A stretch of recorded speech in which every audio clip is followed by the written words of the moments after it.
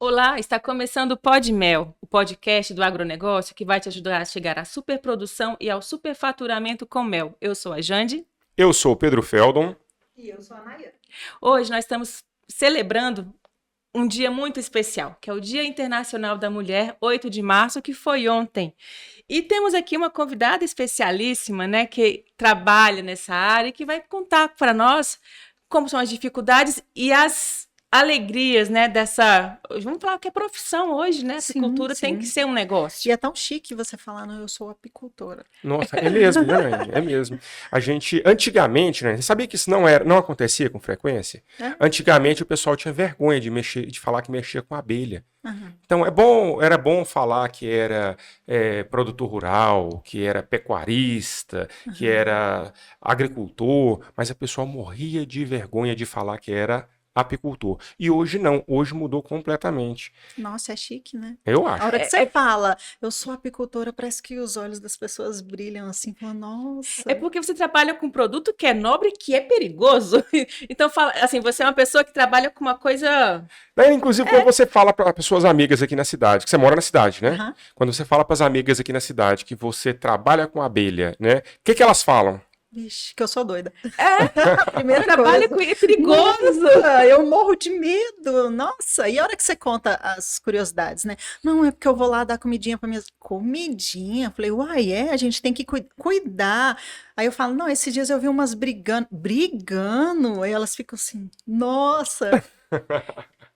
Mas, Nayane, ó, prazer ter você aqui com a gente hoje, tá? Eu tive a oportunidade de conhecer a Nayane numa live que a gente estava fazendo no apiário, tá? Sim. E assim, é engraçado porque tinha muita gente que pensava que a gente gravava aquelas lives e depois soltava. A live de encerramento dos cursos gratuitos que o professor ministra para nós, algumas são encerradas com uma aula ao vivo no apiário.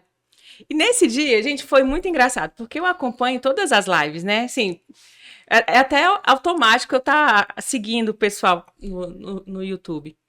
Aí eu tô lá assistindo a live, de repente, aquela movimentação diferente, um carro seguindo o professor, todo mundo descendo. Eu falei, gente, aconteceu alguma coisa? Uma perseguição no apiário? Uma perseguição no apiário. E foi interessante porque a Nayane chegou, tava ela e o esposo, né, Nayane? Uhum. E foi muito divertido. E a gente teve a oportunidade de conhecer essa figura aqui maravilhosa. E a gente hoje vai ter a oportunidade de conversar com ela e conhecer um pouco mais sobre ela. O professor estava transmitindo. Chegando no apiário da estrada, a Nayane também estava acompanhando pelo celular dela, numa estrada próxima, e falou assim, eu vou para lá. Foi. E ainda entrou no macacão e foi para o apiário. Eu recebi no grupo, que eu sempre acompanhava, né, pelo grupo não era o do da escola, era um outro grupo, Sim, porque eu sim. fazia uns cursos gratuitos, né? Um grupo aberto, mas, Isso, né? um grupo aberto. Aí tava lá, live, tal, 10 horas da manhã, não sei o quê. E quando a gente vai para nossa chácara, a gente vê o apiário lá da estrada, né? Aí o Henrique, olha lá o apiário, vou te levar lá. Dia dos Namorados, vou te dar um presentão. Eu falei, não, você tá de sacanagem, né? Não, vou lá. Eu falei, não, Henrique, não deve ser ao vivo esses negócios, não. Deve, ele fala que é, aí vamos lá ver se é. E aí nós chegamos lá. E aí nós chegamos antes, um pouquinho. Aí não tinha nada, ninguém. Eu falei pra você que esse trem era gravado? Aí fomos embora. Chegamos lá na frente, ele falou assim, deve ser que não é esse. Eu ouvi dizer que tinha 2 apiários. Vazamos pro outro apiário.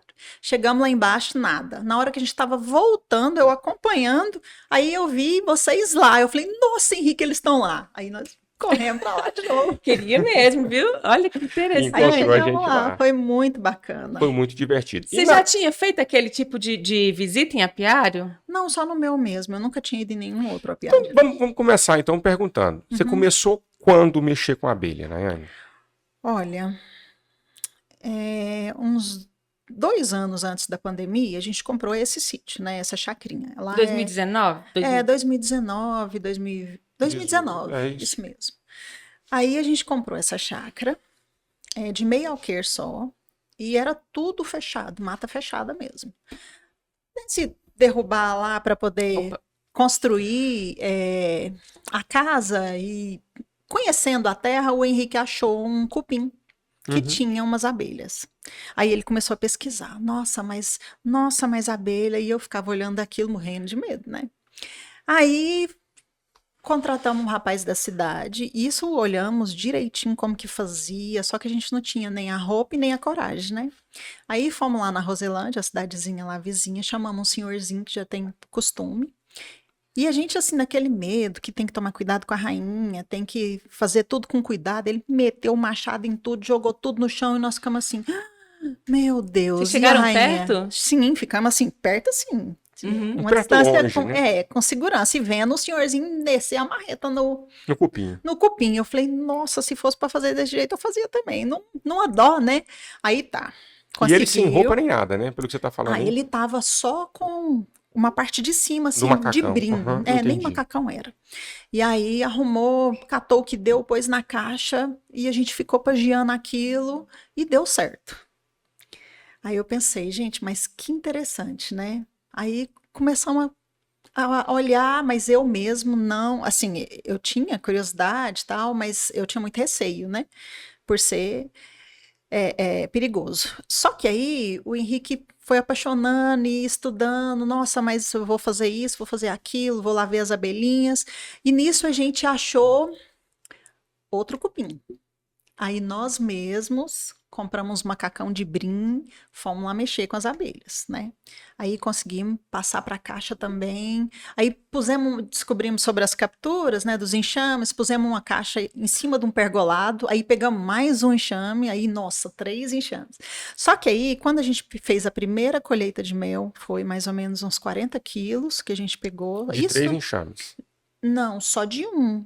Porque o do cupim, do segundo cupim, e o que a gente capturou no pergolado tinha sido naquele mesmo ano da frente. Em 2020, né? Então não tinha ainda. Não deu pra produzir. Não tinha produção. Foi só de um, a gente só pegou... Só do primeiro cupinzeiro que o senhorzinho tirou pra vocês. Isso, Entendi. deu mais ou menos uns 40 quilos de mel. E assim, eu ainda virei pro Henrique e falei assim, a gente vai fazer com esse mel, né? É mel demais. Menino, não deu para quem quis. Até hoje, eu não fiz nenhum rótulo decente, que eu aprendi lá na escola agora, né? Eu fui pro congresso, peguei todas as dicas de fazer os rótulos, essas coisas, mas assim, eu digo decente, mas Ana Clara me perdoa, que é a minha filha que faz para mim. Não é que não seja decente, amor, é lindo. Mamãe sabe que você faz com muito amor e carinho, mas é porque tem que ter várias descrições, né? Tudo direitinho. Tem normas técnicas para isso. Normas técnicas, e a gente não teve tempo ainda nem de fazer isso, porque é o prazo de colher, envasar e vender. Eu vendo sem nem rótulo para os de casa, sabe? Sem nem o prazer de estar escrito lá, ó, apiário Três Marias. Seu apiário chama apiário Três Marias? Ah, que legal. Que legal. E está situado em qual cidade? Fica no município de Roselândia. Lá é Bela Vista, na verdade, sim, né? Sim. A gente passa por Roselândia mas é tudo em Bela Vista. Bem perto daqui de Goiânia, bem pertinho. Eu sei que a gente vai de bicicleta para lá. Isso, minha menina já até foi. Lá da porta de casa até a porteira dá 50 quilômetros. Não, muito perto, bem pertinho mesmo. E aí, só que quando a gente processou esse primeiro mel que chegou em casa, virou aquela farra em família, invasando isso, e o Henrique tomou uma ferroada na barriga, fazendo um vídeo para os sobrinhos, né? Olha que legal, as abelhinhas são boazinhas, não sei o quê. Olha, me atropelou. Aí bateu na barriga dele, deu mais ou menos não deu uns 10 minutos, ele começou a ter uma reação alérgica muito forte, e com isso a gente ficou meio com medo, né? Aí, pelo fato de ter que ter o zelo com ele, eu tive que auxiliar nessa questão. Não podia deixar as bichinhas, porque já sabia que elas produziam mel, já tinha apanhado gosto. Falei, agora eu vou ter que ir atrás, né? Aí arrumamos um macacão reforçado para ele, mas ele ainda tem. Esses dias a gente ainda estava conversando sobre isso. Ele falou, eu ainda tenho receio. Eu tenho medo de ser ferroado e principalmente estar na chácara e não dá tempo de chegar no recurso, né? Porque a gente estava na cidade, mora mais ou menos uns 3 quilômetros do hospital, e ele já chegou lá deformado. Então, a gente tem um receio, sim, mas tem os remédios certinhos lá na chácara e ele não mexe mais sem roupa, né? Eu vou falar para você uma coisa que aconteceu conosco. Às vezes a gente tem excesso de confiança em algumas coisas e tem que acontecer algo que gira a chave para você falar assim, opa, são bonitinhas, são legaisinhas, produzem mel, mas tem que ter segurança. O Pedro também já sofreu um acidente, assim, por excesso de confiança também. E no começo também teve algum receio para voltar, mas a gente vai voltando aos poucos, nada forçado. E hoje a gente já faz colheita normal, já faz todos os manejos. Mas foi bom que aconteceu logo no início, porque quando a gente erra no início, não corre risco agora dele chegar no apiário e levar muitas ferroadas, por exemplo, né? É muito importante isso. Mas vem cá, Naiane, você faz o quê? Você trabalha só com apicultura hoje? Não, eu sou artesã, já tem 20 anos de profissão de artesã, eu trabalho com biscuit. Né? Gente, a Naiane chegou aqui, eu falei assim, como pode ter 20 anos que ela trabalha como artesã se ela tem 20 e poucos, né? Ganhei meu dia. A mulher é linda, maravilhosa. Obrigada. Ela me conta, ela tem filho de 24 anos e fala que é o meu menino. Ela, quantos anos tem suas crianças? Eu... A minha criança mais nova tem 17. Como assim? 17. Então você é artesã. Eu sou artesã. Trabalha com biscuit, né? Isso, trabalho com biscuit. Desde que a Ana Clara nasceu, eu não voltei para o mercado de trabalho, né? Ela fez 20 anos agora.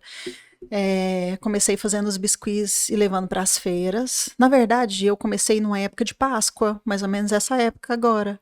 É isso mesmo, está fazendo 21 anos agora. Eu fazia os potes de chocolate e meu esposo vendia no trabalho dele. Aí por fim, a gente já estava montando umas cestas, porque quando eu tive a Ana, eu falei, eu não quero voltar para o mercado de trabalho. É difícil de deixar a cria, né? Muito. Eu já tinha um que ficava, e depois o segundo, eu falei, não dá, né? Aí eu falei, eu vou arrumar alguma coisa que eu faça em casa, porque eu sempre fui muito enérgica, não gosto de ficar à toa, não tenho paciência de ficar vendo televisão, sabe? Eu sempre tenho que estar fazendo alguma coisa. Aí achei esse artesanato e não voltei mais para o mercado de trabalho. Aí a gente começou fazendo umas feirinhas lá perto de casa. E depois eu fui para uma feira no setor Bueno. Existe até hoje essa feirinha lá, na quarta-feira da OVG. Fiz lá, aí eu engravidei da Esther. 2 anos e meio depois a Esther nasceu. Aí eu falei, então agora eu não volto mais nem para a feira. Porque aí eu já tinha uma clientela boa de decoração de quarto, de decoração de cozinha. Habilidades manuais é com você. Isso. Então. Aí fui fazendo só em casa. Entrou numa onda assim, de uma febre de lembranças de aniversário.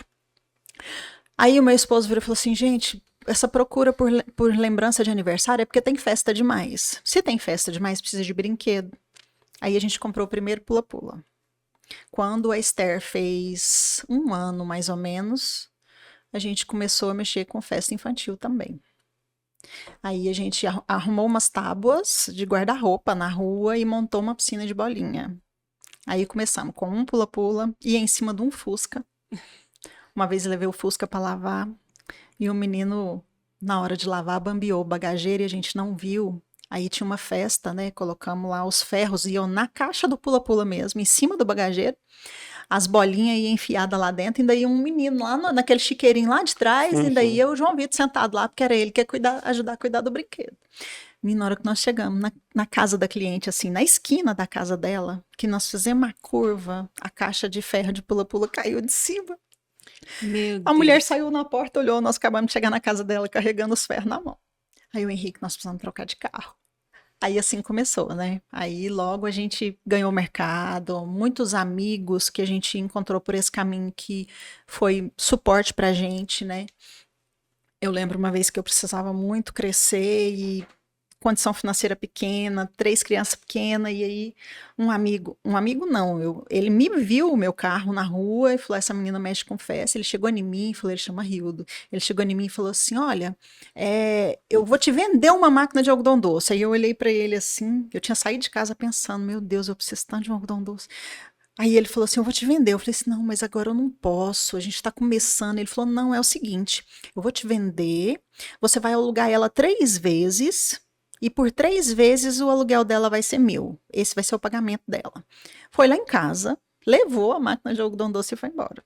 Esse foi um dos nossos amigos de festa que ajudou a gente demais, é nosso amigo até hoje. Então, assim, Deus vai pondo pessoas na vida da gente, como pôs vocês na minha com relação à apicultura, né? No nosso ramo de festa também teve anjos, assim. E aí a gente foi ganhando mercado. Hoje a gente já está com 16 anos, né? Temos toda a estrutura de brinquedo, decoração, buffet. E recreação, né? Recreação, Nossa, que legal, tudo. Que legal.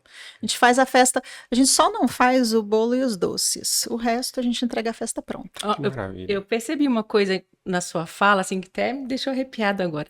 Você não falou assim, eu queria tanto, coitada de mim, eu não tenho uma máquina de algodão doce. Você falou assim, eu preciso da máquina de algodão doce. Por várias vezes na minha vida eu questionei Deus que eu precisava. E ele sempre me acudiu. Muito Mas você não foi assim com dó de você? Não. É uma coisa assim, é uma energia que quando você fala assim, ai, tadinha de mim, eu não tenho uma máquina, coitadinha. Então, assim, quando você já fala assim, olha, eu vou ter a máquina. Um dia na minha vida, eu acho que eu fui coitadinha, sabe? Um dia. Assim, mais nova, fui mãe muito nova e tinha aquele... Ai, mas o Henrique sempre foi muito alto astral nesse sentido e nunca deixou a bola cair, né? Então, eu acho que ele, nessa parte, eu tenho que dar o braço a torcer também, ele é responsável por eu ser assim hoje, porque ele me ensinou que a gente não é coitadinho. A gente, às vezes, pode passar por uma situação que deixa a gente cabisbaixo. Mais sensível, né? Mais sensível, mas nunca coitadinho, nunca. Sempre vai dar certo. Se não é de um jeito, é de outro. Essa história de que a mulher é o sexo frágil, que a gente é frágil, que a gente não dá conta, eu acho que servia para uma sociedade bem mais lá atrás. Eu acho que hoje existe um movimento não de fragilidade, mas de tornar a mulher vulnerável. Mas que se a gente for buscar lá no fundo, a gente é muito forte, a gente consegue dar a volta por cima, consegue ver as coisas diferentes. Não, só da nossa rotina de casa a gente é forte. Eu, por exemplo, eu tenho os meus afazeres, mas eu tenho a minha rotina de casa, né? Eu cuido da casa, eu faço o almoço, eu cuido dos lanches dos meninos até hoje, faz os lanchinhos. Das crianças de 24 das minhas crianças, né? Porque as minhas crianças vão para a faculdade. A Ana Clara sai de casa às 8 da manhã, começa a faculdade dela, ela volta às 10 da noite. Então a gente arruma um lanchinho, o Gabriel come no trabalho dele. Ainda falei hoje para ele de manhã, meu filho, nem um lanchinho você precisa? Não, mãe, lá no hospital tem tudo. Então, a gente tem que ter esse cuidado. E hoje eu tenho esse tempinho a mais, porque até antes da pandemia, a gente vinha numa rotina de trabalho muito desgastante, chegando a ser desumano. Porque, não, a gente dá conta. Então, era muito evento, já teve fim de semana da gente pegar 15 eventos. Cara, é loucura. Os meninos chegar das festas tão cansados de falar assim, meu Deus, deitar no chão e dormir sem tomar banho, de tanta canseira. E aí, quando veio a pandemia, a gente chegou à conclusão de que não adianta a gente ter o dinheiro e não viver, né? Você ter o dinheiro e não desfrutar dele. Aí tinha a chácara, a gente foi para a chácara e descobriu que com pouco a gente consegue ser muito feliz nessa questão, sabe? De contemplar a natureza, de cuidar de uma planta, de cuidar de uma abelhinha, né? A gente tem um chiqueirinho lá que tem uns 30 porquinhos, tem umas 40 galinhas, tem 2 eguinhas, agora eu ainda quero ter uns cabritinhos lá também, que meu vizinho tem, acho tão bonitinho. Ai, gente! Então, assim, e a gente vai vendo que o trabalho faz parte, é digno, é necessário, mas que a gente tem que saber aproveitar também. Pode continuar. Aí eu dividi com a Esther a responsabilidade da agenda da Diversões. Então, ela cuida do WhatsApp. Ele me consumia ao ponto de eu não conseguir nem fazer os biscuits para Funko Pop e não fazia nem cuidar da casa, nem essas questões. Só que aí agora a Esther cuida do WhatsApp da Diversões, a Ana Clara cuida do Instagram da Funko Pop e eu consigo cuidar da minha casa. Eu amo cuidar de casa. A gente fala, eu tenho uma secretária. É bom quando você está muito corrido, ter alguém para te ajudar, mas eu gosto. Eu tenho a Wilma, que a Wilma ficou comigo lá há muito tempo nessas correrias. Tinha 4 crianças, né? Todo mundo em casa sempre fez algo. Mas a nossa casa é grande, a gente tem cachorro, né? Então é difícil de manter organizadinho. E por conta das festas, a nossa empresa era na nossa casa. Então, teve fim de semana de passar 30 colaboradores em casa. Então, na segunda-feira, você não faz ideia de como é que tava, de brinquedo fora do lugar, e de colaborador e de bagunça. E aí, agora a gente adquiriu uma outra propriedade do lado da nossa casa, passa só um vizinho, E lá a gente tá levando tudo. Falta fazer umas varandas ainda para tirar.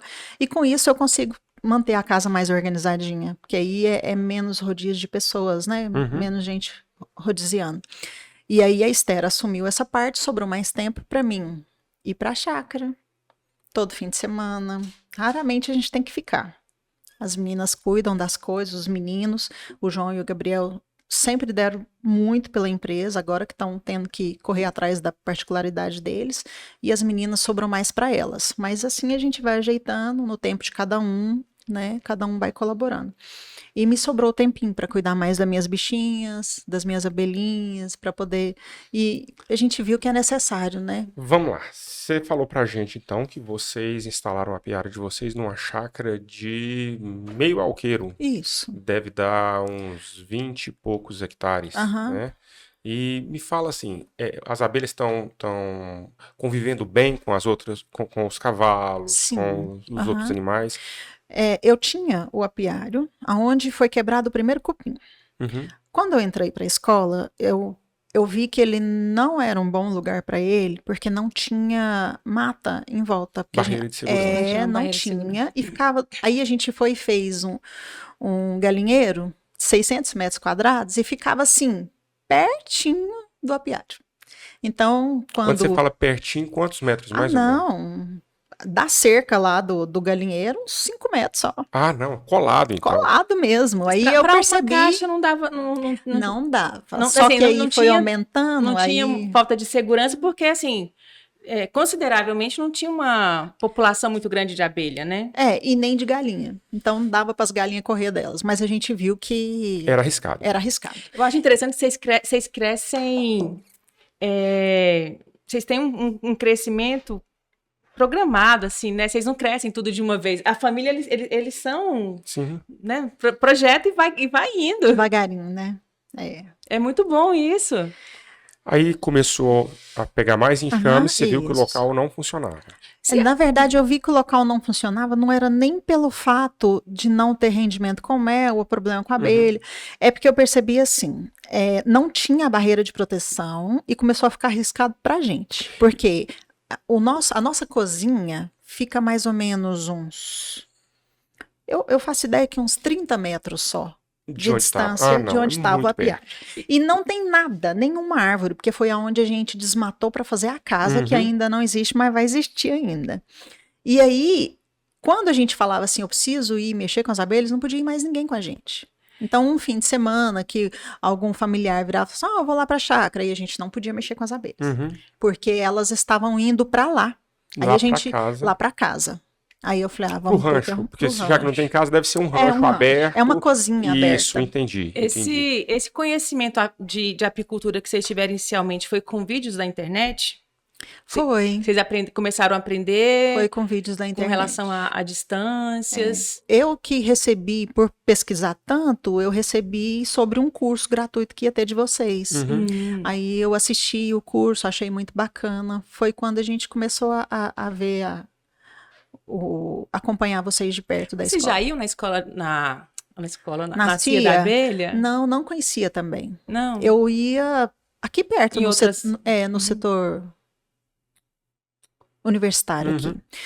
Aí um colega da chácara apareceu um enxame num trabalho dele aqui em Goiânia. Aí ele chamou a gente para ir lá.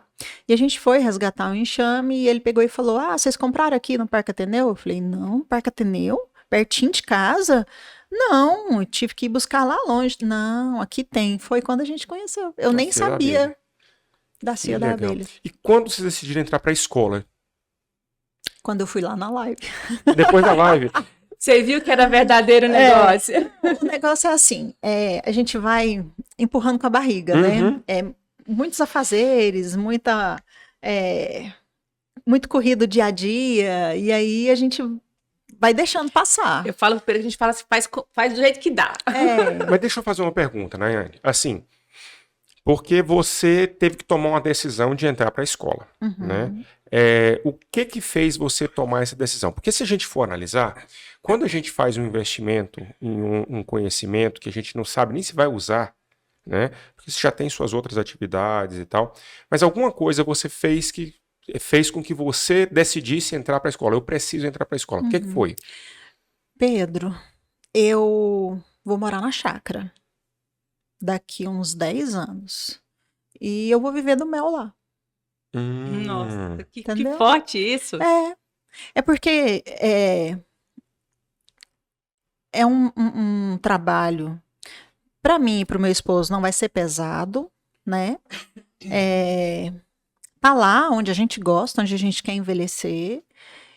E não tem outra atividade que eu pense que vai me dar tanto rendimento com... Eu não digo dedicação, a gente tem que ter, mas eu digo tanto com investimento de tempo, né? Porque os porquinhos, por exemplo, a gente tem que ir lá na quarta-feira, depois tem que ir lá no fim de semana, entendeu? Então, a hora que a gente pensa assim, vai vender uns leitãozinhos no fim do ano. Só que o zelo, eu acho bem mais trabalhoso, complicado, mais né? complicado. Quanto o da abelha, a gente tira um dia, vai lá, faz a revisão, faz as coisas. Cresceu o apiário, vai tirar 2, mas eu acho que a gente vai tirar de letra. Acho e assim, vai dar menos trabalho. Eu acredito que sim também. Acredito que sim. E aí, quando eu entrei para a escola, criaram um grupo sobre o congresso. E nesse grupo tinha um senhor, se não me falha a memória, acho que era Marcos o nome dele. Ele ofereceu para fazer o calendário, né? O calendário não, o mapeamento, isso. E eu fiquei doidinha, né? Aí ele foi e fez, e ele disse que lá a gente pode ter até 51 colmeias, né? Uma produção de 2,5 toneladas de mel. Eu não sei, mas se eu colher 1 tonelada de mel, tá ótimo. E não é difícil. Você está com quantas colmeias hoje? Olha, eu tava com 8 colmeias e eu perdi 3. Eu passei por uma cirurgia no fim do ano e fiquei sem dar revisão, fiquei sem levar a alimentação que precisava. E choveu muito esse final de ano. Choveu muito. E o lugar que eu fiz a mudança do apiário, eu não tenho certeza se foi o melhor, porque lá minou a água. E aí eu ainda tenho que ver essa questão nesse decorrer desse ano, para onde eu vou e como é que eu vou ficar lá. Nós tínhamos um apiário lá na Serra, que ele ficou úmido demais, você lembra, Jandy? Quando a gente instalou o apiário num lugar que parecia realmente ser perfeito. Só que as árvores estavam num tamanho muito grande, mediano ainda. Com 1 ano, as árvores cresceram demais e ficou muito sombreado. Então, ficou frio o lugar para as abelhas. Ficou frio para as abelhas. Não tinha produção. Era impressionante isso. As caixas que ficaram fora do apiário, que a gente fez a mudança da caixa ninho, da caixa isca para a caixa ninho, ela encheu, levou 3, 4 melgueiras em cima e as do apiário não tinha 2. Pois é, eu percebi isso também. Eu percebi que a minha produção com uma caixa proporcional ao que a gente teve agora, já com todo o manejo, com toda a estrutura que a gente com todo o conhecimento que a gente já adquiriu, eu achei que podia ter sido melhor. A minha expectativa era que eu conseguisse colher pelo menos 100 quilos de mel, né? E eu colhi 70. Então, eu vi que algo está errado. Pode ser, né? Pode ser localização mesmo. Eu acho que pode ter ficado muito sombreado, porque ela estava num lugar de sol pleno, né? Eu fiz essa transferência e foi complicado levar essas bichinhas lá para baixo. Foi uma aventura. Não, e você gosta dessas aventuras? Porque, gente, assim, não vamos romantizar a apicultura, não. Não, eu gosto. Eu sei contar. Meu esposo fala que eu sou doida. Eu gosto até das picadinhas. Olha, eu só não gosto da que eu levei. De vez em quando, eu falo, igual a gente foi para Piara esse final de semana, a gente tinha um compromisso familiar, né, para ir. Gente, eu nunca tive tanto cuidado, porque eu sou meio estabanada. De encostar. Teve um dia que eu encostei a tela do capacete, já fiz isso. E ela deu uma ferroada bem no meio da sobrancelha. Gente, eu fiz harmonização por 15 dias. Ainda bem que foi na época de máscara. Gente, mas assim, não dava para olhar para a Jande, porque ela errou demais e pegou. O que eu falo para você? Eu acredito que tem algumas regiões do corpo humano onde a toxina da abelha ela mais absorvida, né? Muito mais absorvida e mais distribuída por aquela região. E provavelmente deve ter, porque os anestesistas usam essas regiões para poder fazer as anestesias. Existe os pontos e o dela pegou assim, bem entre a sobrancelha, e assim, certinho. Se você calculasse, tinha pegado direitinho. Eu fiz uma proeza dessa. Você também, né? Eu fui mexer na caixa e fiz assim. Aí ela veio bem na ponta do meu nariz. Gente, eu chorei na hora. E o Henrique falou assim, e agora, Preta? Eu falei, agora você espera. E eu fiquei. Aí a caixa aberta. E eu lá, ele, e agora? Eu falei, espera aí um pouquinho. Nossa, Deus, doeu muito. Tem que ter parceria também nesse negócio, exatamente, né? Exatamente. Mas assim, o que a Jande falou é verdade, porque a gente sabe que tem um trabalho que tem que ser desenvolvido. Igual você falou, transferir as caixas, né, transportar as caixas do antigo apiário para o novo apiário. Como é que foi? Conta pra gente. Este foi uma farra. Uma a gente levou na mão. Cada uma, eu tenho uma amiga que chama Nicole, ela me ajuda nos biscuits, né? Ela tá comigo desde que ela tinha 14 anos. Hoje ela tá com 22. Ela começou olhando pula-pula nas festas. É meu braço direito lá nos biscuits. Aí, de vez em quando, Nicole, vou mexer com as abelhas, vamos? Ela, uai, vamos. Aí fomos. Hoje nós vamos transferir. Ela, ai, meu Deus. Aí arrumamos as roupas direitinho, cada uma agarrou numa alça. Essa tava só ninho e uma melgueira, né? Tava mais leve. E fomos. Marchamos. Nossa, Deus, e tropicamos no caminho. O trem pesa. Nossa, parece que você tá carregando chumbo. Meu Deus. E aí, cada um agarrado, e tinha um toco no meio, a gente não viu. O toco pegou no cavalete e a caixa foi. E nós, nossa, mas foi difícil. Foi um opa. Não, então não vamos fazer assim, não. Cada tropicão. Cada tropicão. Aí chegamos viva. Todo mundo deu certo, aí depois nós começamos a pôr na caminhonete, né? Aí punha lá na traseira, um sentava em cima, o outro segurava e rapava. Mas foi... Com a tela de Com a tela, tudo direitinho. Tudo bonitinho, põe a tela de escape invertido, vedava a caixa direitinho. Não tem erro, não. O negócio é não fazer as coisas certinho, né? Tem como fazer. A gente já tentou fazer diferente. Ixi. Dá muito errado, não dá? Não, dá muito errado. Aí você fala, nossa, pra quê, né? Inventar, mudar receita assim na hora de fazer é complicado. Nossa, sempre tem. Nossa, Nayane, me diz uma coisa. E você, que é uma mulher empreendedora, que trabalha trabalha para você mesma, né? Como é que você vê a apicultura para você no seu futuro? Você já falou que quer levar isso para a sua aposentadoria, tá? E assim, você como mulher, você já teve dificuldades pelo fato de você ser mulher e estar trabalhando com isso? Você já disse que as amigas olham e comentam, mas fora isso, como é que é mesmo a mão na massa? A minha única dificuldade foi falta de preparo físico. Foi só essa. Que eu vi para mim. A única dificuldade que eu tive foi essa, porque a primeira colheita eu fiz sozinha e o Henrique estava cuidando de outros afazeres e eu pensava, não, é tranquilo, mas o carro não ficou perto, a gente é burro demais, resolve fazer os trem errado, né? E a caminhonete estava assim, uns 20 metros de onde eu tinha que levar, larguei lá embaixo. Aí eu fui lá, catei uma melgueira, cheguei lá embaixo, essa melgueira já tá pesando 50 quilos. Eu falei, meu Deus, que trabalho, que dificuldade. Depois eu vi que foi falta de organização minha, mas no decorrer dos outros manejos, das outras colheitas, eu fui vendo que eu estava com sobrepeso muito grande e não dava conta. Se eu não desse um jeito na minha vida de buscar mais saúde, eu não ia conseguir. Aí eu procurei um médico, de julho para cá, aí em novembro eu fiz cirurgia bariátrica, agora eu tô no processo de emagrecimento e se Deus quiser vou ter muita força para carregar minhas... bastante. A Nayane que a gente viu lá atrás, tá totalmente, ficou para trás mesmo. Aí vai ficar. Parabéns pela resolução. Então, assim, por amor ao cuidado que você gosta, você mudou a sua vida. Assim, a sua vida mesmo, né? Você tem que tomar uma decisão. É porque você... Ou eu mudo ou não dou conta de fazer. Não dou conta. Olha, não tinha como. Às vezes eu ia pra chácara, eu não dava conta de fazer nada. Nada mesmo. Dor na coluna, dor na perna. e uma indisposição, chegou ao ponto de eu não dar conta de limpar a minha casa. Aí eu pensei, gente, eu não consigo cuidar das coisas do que eu mais gosto de fazer, eu não dou conta. Porque o biscuit você consegue fazer sentada, é manual ali, assim, as outras coisas você conseguia fazer. Mas o que te dava prazer, o que te faz dar esse sorriso aí, você não conseguia. Não conseguia ir cuidar das minhas plantas na roça. A última vez antes de fazer a cirurgia, a última vez que eu fui para a chácara, que precisava cuidar das plantas, que era véspera da chuva, tinha que podar e adubar, eu precisei de ajuda. Eu não dava conta, a minha coluna não estava valendo nada. Tá sentindo bem agora? Sim, graças a Deus. Que coisa boa. Ainda sinto um pouquinho de dor na coluna e no pé. Mas o problema agora é flacidez muscular. Entendi. Mas é natural, isso aí com o tempo você uma academia vai resolver. Hoje foi o meu primeiro dia. Ai, que maravilha. Nossa, hoje então tá sendo um dia diferenciado. Amanhã você vai ver as dores, é normal.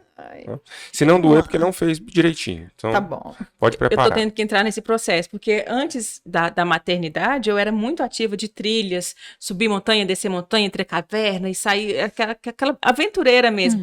A maternidade, ela dá uma acomodada na gente, né?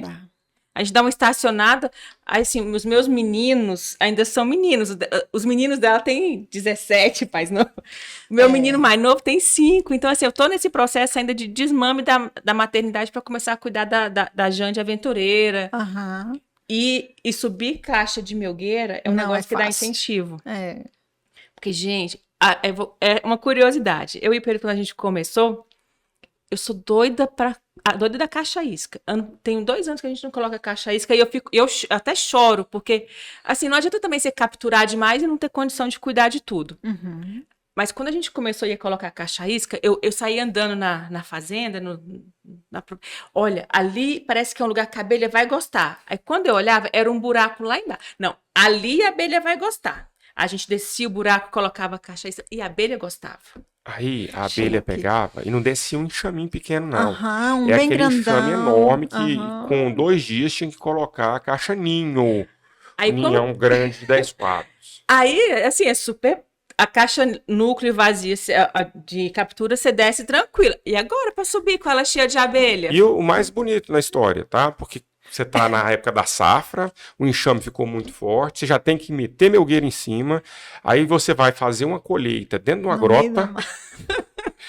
Dentro de uma grota, tem que subir com a melgueira, né? Nos muque. Uns 30 metros, assim, uma inclinação terrível. E assim... O Pedro tem um físico legal, mas eu tinha que parar de 5 em 5 passos. Né? A 5 em 5 metros, não, 5 em 5 passos. Sua dificuldade maior foi a questão física, porque você não estava dentro de uma satisfatoriamente saudável para poder cuidar das suas abelhas. Estava limitada.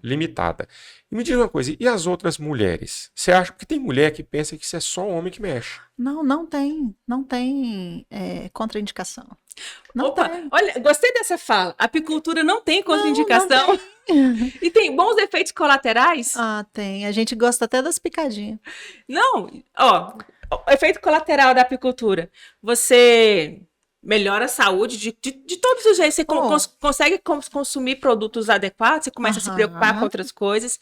Um efeito colateral, você se preocupa com vegetação na sua propriedade. Sim. Você não sai desmatando tudo.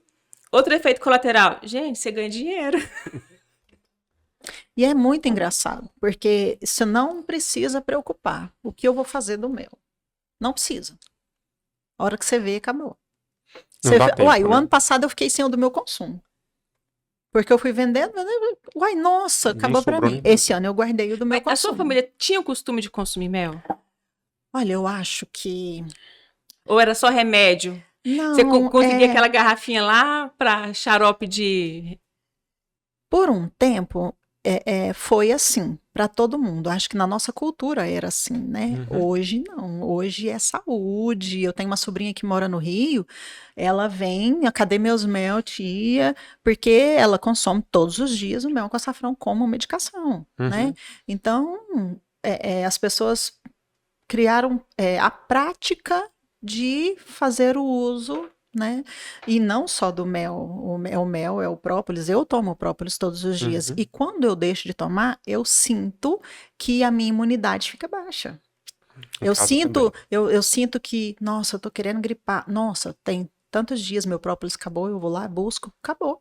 E eu falo pra minha mãe, mãe, tem que tomar o própolis todo dia com meu pai, porque precisa, faz bem pra saúde, melhora a imunidade. A minha mãe também fez cirurgia bariátrica há uns 2 anos atrás, e um dos únicos doces que ela comeu é o mel. Olha só que maravilha. Então ajudou muito, né? Ajudou muito. E por isso, eu acho que a família em si, não é questão só da família, a nossa sociedade em si vive um momento de busca por saúde, né? Porque a gente está vendo que do jeito que tá, não dá mais para continuar. Não dá, né? Todo mundo muito sedentário, aí veio essa pandemia, mexeu com o emocional de todo mundo, a pessoa descobriu que ela precisa ter mais saúde, que ela precisa ter mais qualidade de vida, e assim a gente vai buscando coisas melhores pra gente. Nossa, que legal. E, assim, até pouco tempo atrás, ser apicultor não era um negócio muito bem visto, né? Porque a gente via muito descuido no preparo e na venda de mel. Ou era o mel industrializado no mercado, aquele com preço que a gente achava que era alto, ou era o mel, assim, vendido de forma inadequada em feiras, que a gente sabe hoje em dia que as pessoas não tinham tanto cuidado na apresentação, até pessoal, para vender o mel. Uhum. Quando você entra em grupos, igual você foi para o Congresso de Apicultura, entrou para a escola, e é um grupo que se ajuda. Conta para a gente da sua experiência como aluna da escola de apicultura. Uhum. Olha, ajuda porque uma dúvida que alguém joga lá, às vezes é uma coisa que você queria saber e ainda não tomou iniciativa de ir atrás para poder perguntar para o professor, né? Que aí sempre uma dúvida de alguém ou alguma dica, né? Igual o professor falou agora essa semana sobre as caixas de concreto, né? Alguém perguntou, eu nem sabia que existia, né? Então, a gente vai descobrindo novas coisas e nesse sentido, né, de ver que a necessidade do outro serve na hora das suas dúvidas e as dicas também que a gente vai pegando, né, o conhecimento que você vai adquirindo e vamos arriscando, uma hora vai dar certo. Recentemente, a gente falou num dos episódios sobre como vender o mel. Mesmo antes de entrar para a escola, você já vendia o mel de forma para seu ciclo primeiro? Uhum. Todos os anos até agora, eu não consegui suprir a necessidade, não, para falar assim, nossa, sobrou mel ou coisa parecida. O Henrique trabalha pela manhã numa escola da rede municipal de Aparecida, né? E pela primeira vez, esse ano, ele levou o mel. Levou e vendeu quase tudo que ele levou. E aí as pessoas encomendam. Tem para família que a gente vende, inclusive tem pouquíssimas unidades lá em casa, acho que só 2, que é para entregar, porque uma prima mandou mensagem, falou, você tem, prima? Eu falei, eu tenho um último, e a minha cunhada falou, minha vizinha quer, tá, dá para mim tirar mais um para ela, que o resto agora é meu, até a safra. Então, assim, eu não consegui, igual o meu amigo Rildo, ele mandou mensagem para mim e falou assim, manda foto para mim dos seus mels que eu vou postar no grupo. Eu falei, amigo, eu não posso, porque eu não tenho para vender. Mais, né? Eu não tenho. Todos que fez, foi tudo embora. R$70 o quilo, 35 meio quilo. E vendeu? Vendeu tudo. Não dá para quem quer. Eu consigo, assim, num prazo de... Isso porque a gente não divulga. Aí, minha menina vai para a faculdade, a professora fala, ai, meu filho tá gripado. Eu falei, nossa, minha mãe... Ela fala, nossa, minha mãe tem um mel lá.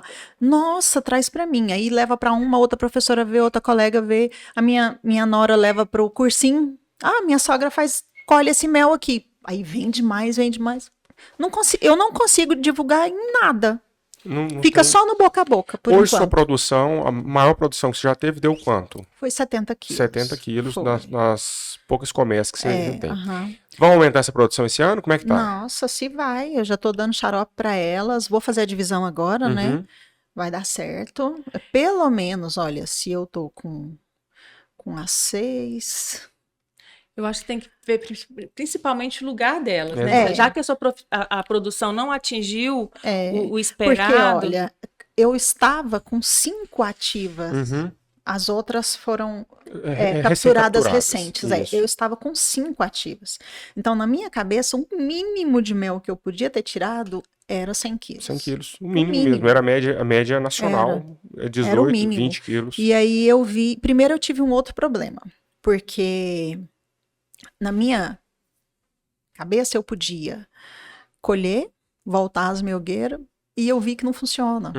E eu não tem sabia. Muita gente que faz isso. Ai, mas que inocência. Comprei a centrífuga, né? Eu falei, eu centrifugo, corro lá e devolvo. Aí eu entendi que meio que eu quebrei a safra das Quebra bichinhas, muito a sabe? produção. E não compensou. Então, assim, eu tive a troca do apiário, que eu acho que deu um probleminha lá de adaptação. E o problema de eu mexer nas caixas antes, Você escolhendo trocou o apiário mel. quando antes da safra? Quanto tempo antes da Não, safra? foi muito tempo. Dava tempo de adaptação, mas assim, eu acho que o problema o lugar foi que o pode lugar ter sido. que pode ter sido. E para mim é um ótimo lugar, porque tá escondidinho, sabe?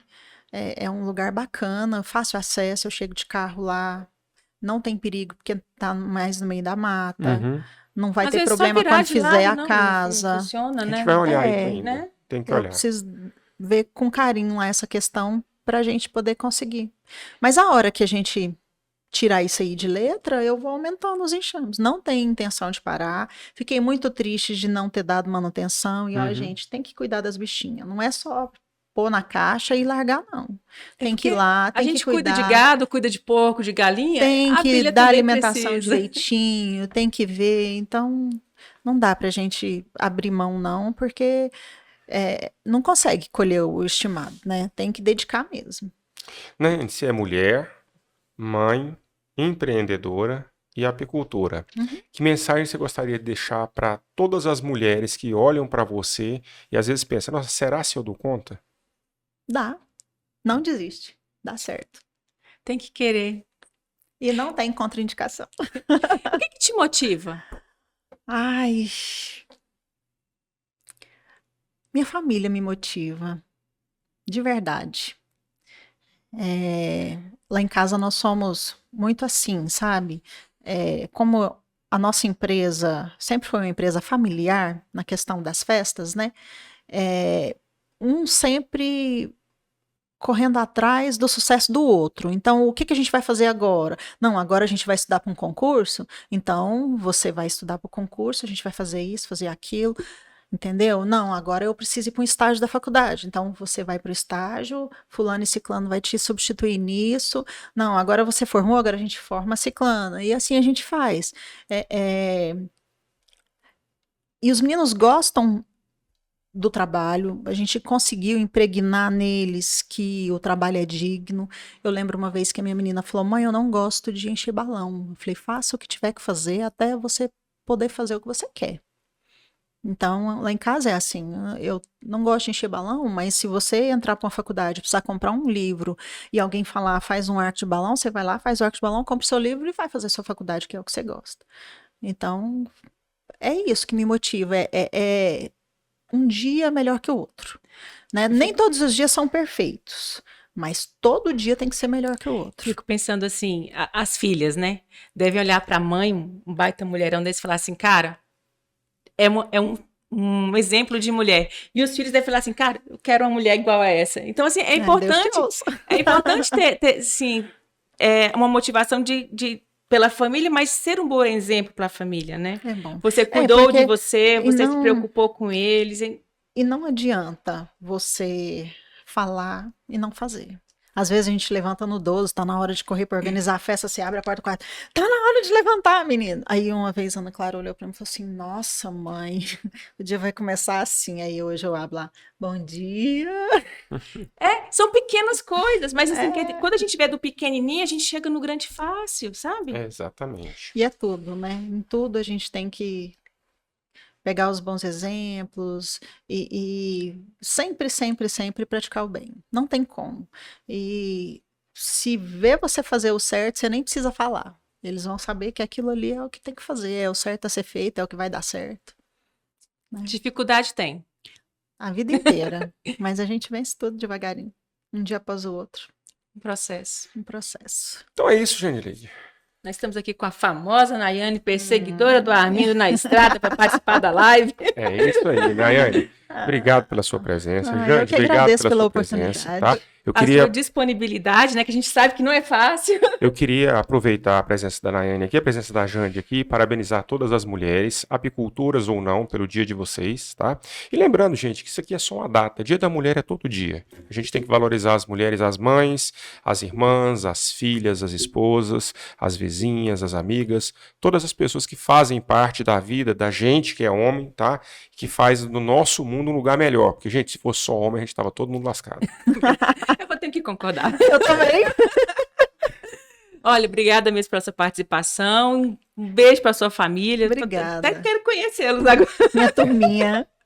Gente. Eu que agradeço pela oportunidade e assim, um dia eu vou voltar e vou testemunhar sobre a minha grande produção. O segredo é só não desistir. Amém. Obrigada por todos e vou deixando dica aqui para a gente ter novos assuntos. E novos convidados também. Novos convidados. Obrigada. Obrigada. Tchau, gente. Não falamos do professor Armindo, gente. É verdade.